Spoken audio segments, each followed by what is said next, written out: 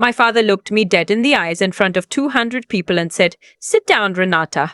You're embarrassing yourself." I sat down. I don't know why I did. Maybe it was muscle memory from 30 years of doing exactly what he said. Maybe it was the fact that my dress uniform still felt foreign on my body, even after 8 years of wearing it. Maybe I just wasn't ready, not yet, for the version of myself that was about to walk out of that room. But I'm getting ahead of myself. My father, Admiral Lawrence Holt, has been the most decorated naval officer in Atlantic Canada for the past 22 years. He grew up in Halifax, joined the Royal Canadian Navy at 19, and worked his way from the bottom of the ladder to the very top with a kind of single-minded ferocity that most people mistake for discipline. I used to mistake it for love. He is tall. He has silver hair that he keeps short and precise, as if even his haircut has to follow regulations. He shakes hands too firmly on purpose because he told me once, I was maybe 11, that a soft handshake tells a room everything it needs to know about your character. My brother Adrian has his handshake. I caught his eyes, which I've always thought was the worst inheritance. Adrian is 3 years older than me. He followed my father into the Navy the way you follow someone through a door they're holding open. Easily, naturally, without having to ask whether you're invited. He got a commission straight out of Royal Military College in Kingston. Got stationed in Victoria because he asked for it. Got promoted ahead of schedule because he was charming and my father knew the right people, and those two things together tend to smooth a lot of surfaces. He is a lieutenant commander now. My father talks about him the way you talk about a house that appreciates in value while you sleep. I was the house that needed work.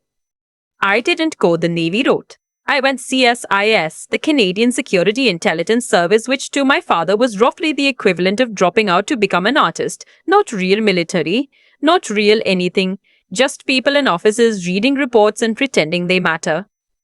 You chose a desk job, he said the Christmas I told him. It's not a desk job, I said. If you're not on a vessel or in the field, it's a desk job. I stopped explaining after that. What I actually do, what I've done for the past 6 years, is classified at a level my father doesn't have clearance to know about. That's not me being dramatic. That's a fact. The specific unit I work in, the specific work we do, the specific designation I carry, none of it exists on paper that he can access. I knew that going into this career, I chose it anyway, partly because the work matters and partly, if I'm honest, because there was something quietly satisfying about building a life he couldn't evaluate. He couldn't say it, so he couldn't criticize it. Also, I thought. What he did instead was fill in the blank space with his own assumptions, and his assumptions about me have never been generous. The night everything changed was a Thursday in February in Ottawa. It was the annual RCIF Navy Joint Recognition Dinner at the Chateau Laurier, one of those events that exists primarily so that senior officers can stand in a ballroom and feel important, while junior officers stand around the edges and practice looking respectful. The hotel itself is beautiful in the way that official Canadian things tend to be beautiful, old, heavy, slightly solemn, with chandeliers that have been cleaned so many times they've lost their original warmth. I wasn't supposed to be there, strictly speaking. My unit doesn't attend public military functions. But there'd been a briefing earlier that day with the deputy director that ran long, and I hadn't left Ottawa yet, and my mother had called me twice in the week leading up to the event saying, "Please, just come. Your father would never admit it, but he'd be glad to see you." My mother's name is Patricia, and she has spent 40 years translating my father for the rest of the family. I love her deeply, and I think she deserves a biography and at least 2 long weekends at a spa somewhere on the coast of British Columbia. So I went. I wore my dress uniform, which I almost never wear. I took a cab from my hotel, walked in through the chateau side entrance, and found my mother near the bar at the far end of the room, holding a glass of Riesling and looking relieved to see me. "You came," she said. I said I would. "You say a lot of things." We stood together for a while. She pointed out who was there. Someone's new promotion, someone's retirement announcement. A rear admiral she'd met twice at functions and thought was probably fine but a bit full of himself. I had a glass of water because I was still technically on a working day and alcohol doesn't mix well with the kind of alertness my job requires even at a social event. My father was across the room with Adrian and a cluster of senior officers. He hadn't seen me yet. I watched him for a minute, The way he commanded the conversation, the way he laughed just loudly enough to let everyone know he was comfortable, the way Adrian mirrored his posture without seeming to notice he was doing it. My father saw me around 8 o'clock. He walked over, which surprised me. He shook my hand too firmly, like always, and said, "Renata, I didn't know you were coming." "Last-minute decision," I said. "How's the office?" That's what he always called it. The office. Never my work, never my job, certainly never my career. The office, as if I spent my days filing tax returns. "Fine," I said. The first hour was tolerable. I talked to my mother, spoke briefly to a few people I recognized from years ago, ate something from the appetizer table that was described on the card as maple glazed duck but tasted mostly of salt. The room was warm in the way that rooms get warm, when there are too many dress uniforms and not enough airflow and everyone is pretending they're not uncomfortable.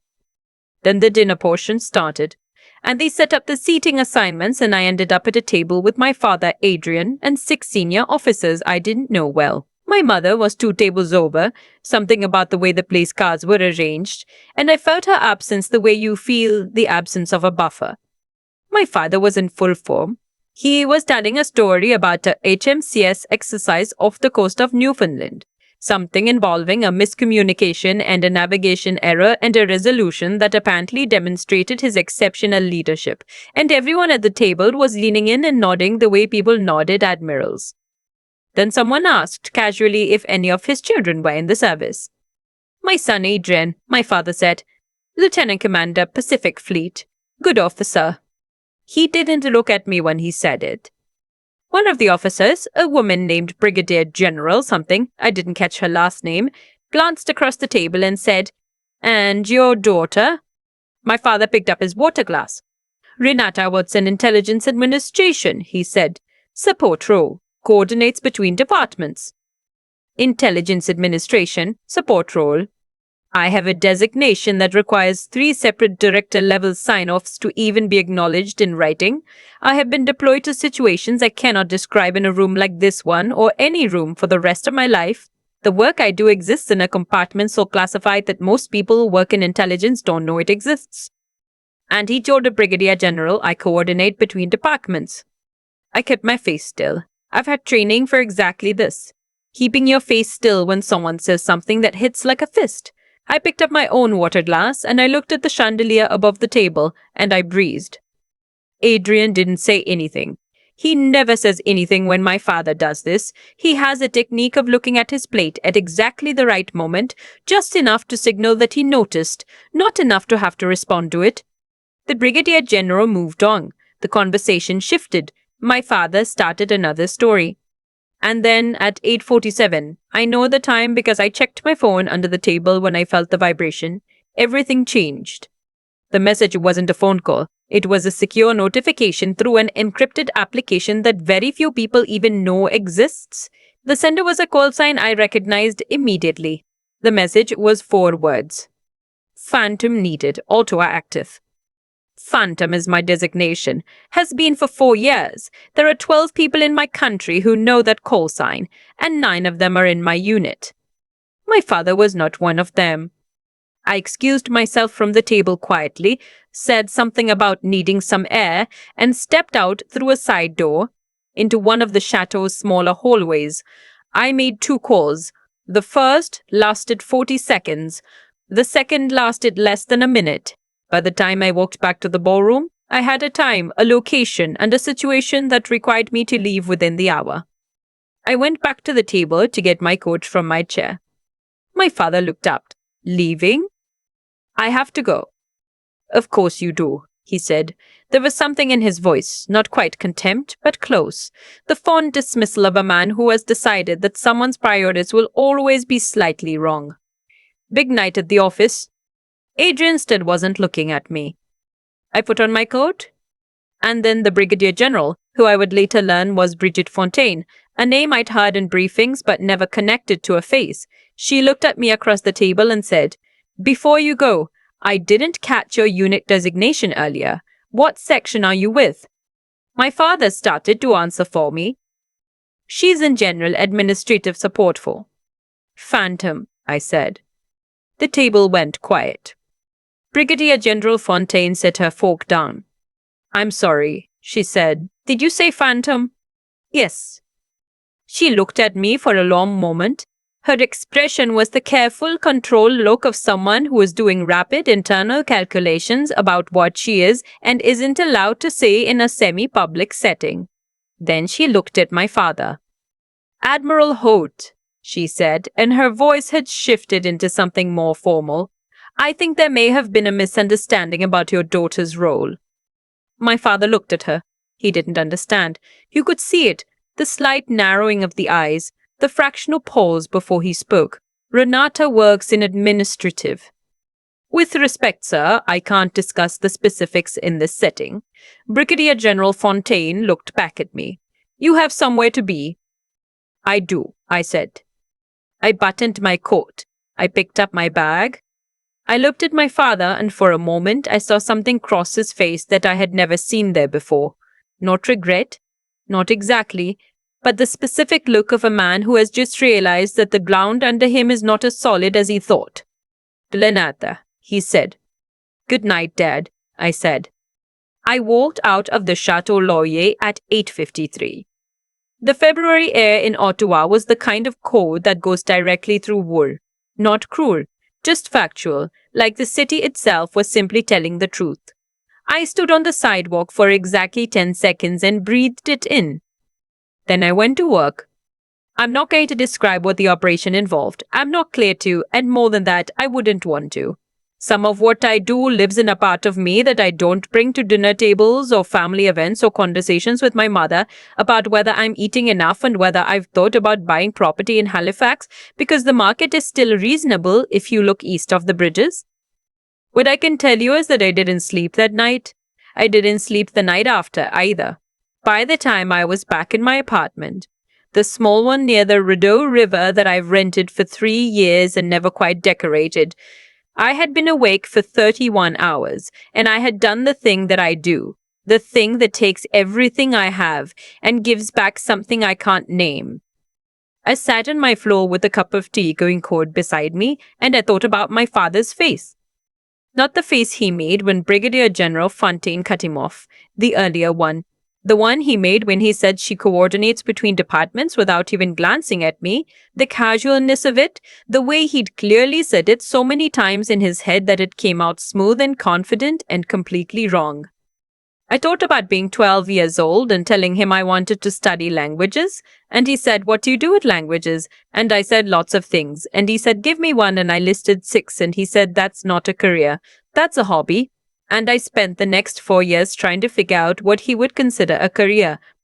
I thought about being 18 and choosing to study criminology and international security at the University of Ottawa and him saying at least it's practical, which was the closest to a compliment I'd got in years, so I held on to it.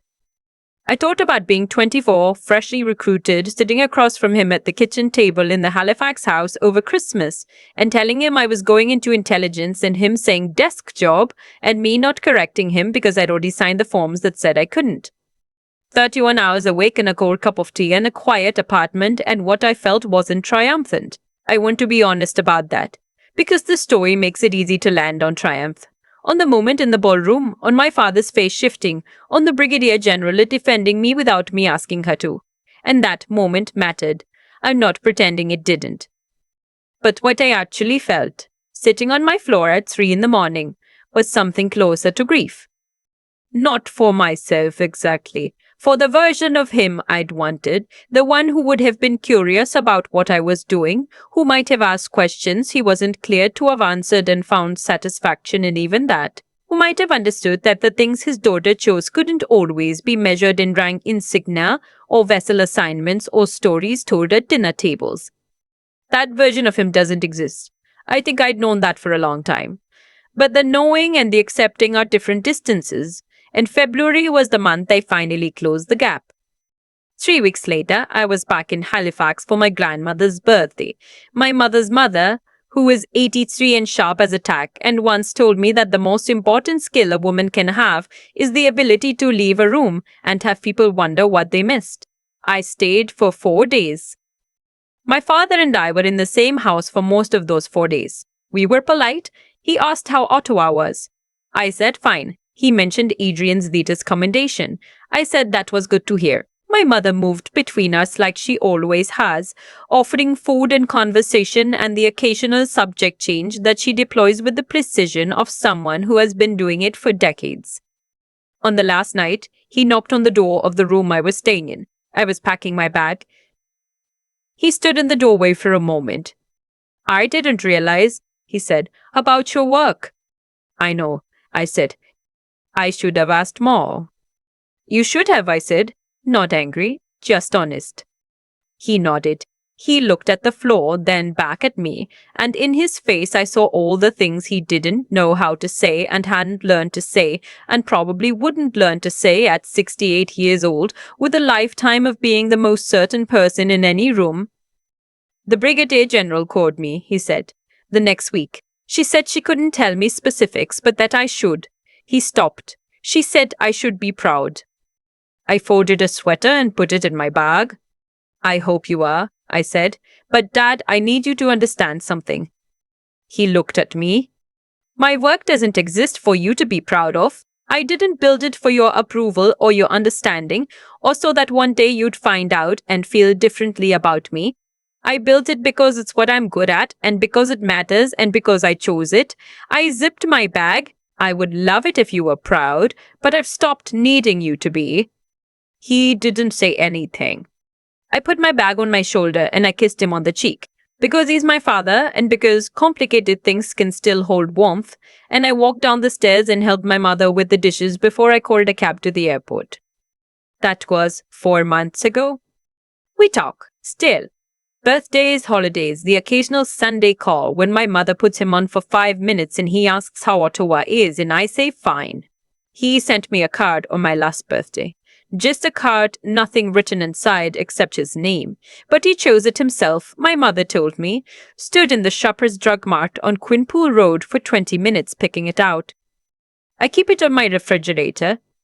Adrian and I text sometimes. We're not close, but we're not nothing either. He sent me a message 2 months after the dinner that said only I should have said something that night. I'm sorry. I sat with it for a long time before I wrote back. It's okay. Because it wasn't entirely okay, but we don't always have the vocabulary for the things that are both hurt and forgiven at the same time. My grandmother told me something on the last morning of that Halifax visit, while we were having tea at her kitchen table. Her tea, which is always properly made, steeped exactly 4 minutes and served in actual cups, not mugs, because she believes mugs are for camping.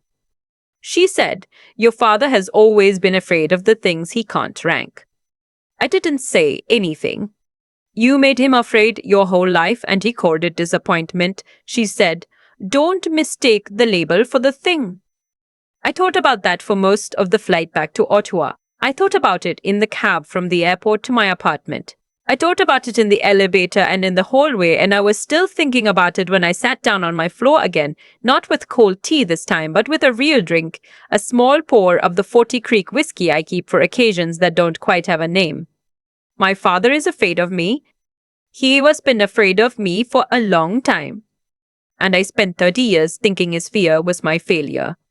It wasn't. It was never mine to carry. And the moment I set it down, not in that boardroom, not on that February sidewalk, but on a kitchen chair in Halifax, with my 83-year-old grandmother and a properly steeped cup of tea, was the first morning in a long time that I woke up and felt the full weight of who I am without anyone else's hands on the scale. That's the part I keep coming back to. Not the ballroom, not the Brigadier-General, not the look on my father's face when the ground shifted. Just a quiet kitchen, morning light coming in low over the harbour, and the understanding, settled and certain for the first time, that I am enough. I always was. There's a version of the story where the ballroom moment is the ending, where my father goes pale and I walk out, and that's the image we hold on to. It's a satisfying image. I won't pretend it isn't. But I've been sitting with what actually happened long enough now to know that the ballroom wasn't the point. It was just the moment the pressure finally found a crack.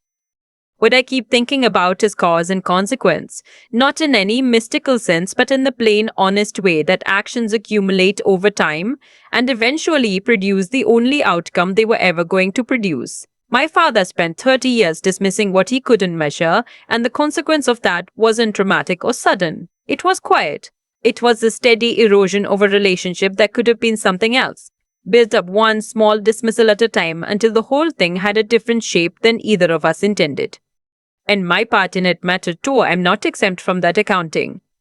For a long time, I kept choosing silence, because silence felt like the dignified option, the mature one. But if I'm being honest, it was also the easier one. I didn't correct him when he said desk job. I didn't push back when he described my work to people as administrative support. I showed myself I was bound by classification, and that was true, but it wasn't the whole truth. The whole truth is that I was also afraid of what would happen if I asked him directly to think better of me, and he chose not to. Integrity, I've learned, isn't just about doing the right thing when it's hard. It's about being honest about your own role in the dynamics you're living inside. I wasn't only a victim of my father's blindness, I was also someone who accommodated it longer than I needed to.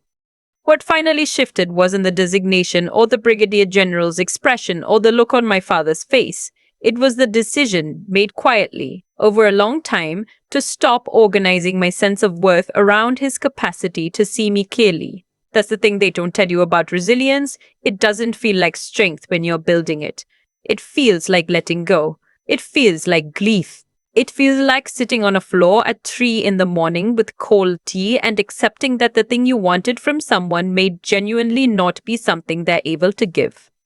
And understanding, real clear-eyed understanding, is what finally makes that letting go possible.